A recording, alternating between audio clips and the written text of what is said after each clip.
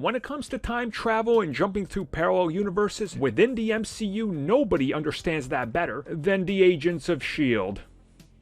What a time to be alive. So let's talk about the Agents of S.H.I.E.L.D. and their acknowledgement, or lack of, or possible acknowledgement, in Loki. So if you kept up with Agents of S.H.I.E.L.D., you know that by the 4th season, things were radically different. This truly became one of those shows that you were just like, I can't believe they're doing this. Ghost Rider and various other fantastical and darker elements were introduced. Side universes, parallel universes to the side universes.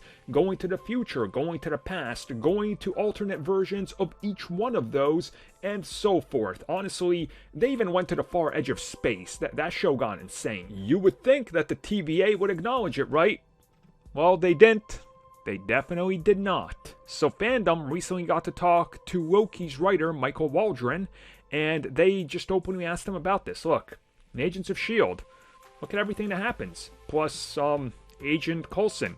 He dies, and he's resurrected in the first episode, and then we find out through the course of the first season that, you know, he was brought back through certain unconventional means, let's put it that way.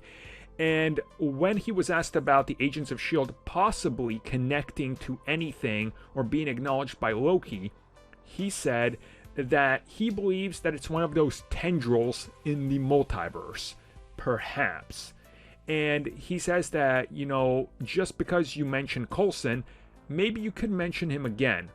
But he likes the fact that Loki raises this question and this conversation because you never know what could happen.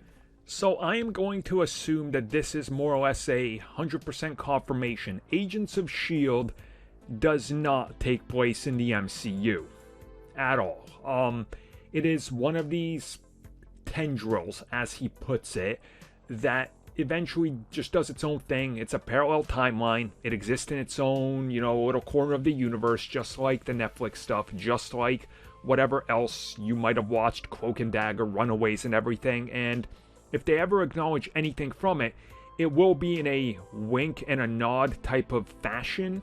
And maybe you can say, oh yeah, that was just part of some sort of weird timeline thing, and then move past it.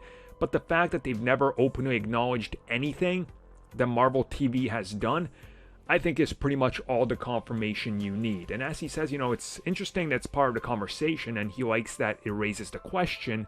But if he doesn't know, and he probably hasn't watched all of Agents of S.H.I.E.L.D., I would assume, it's probably something that's never even brought up in conversation.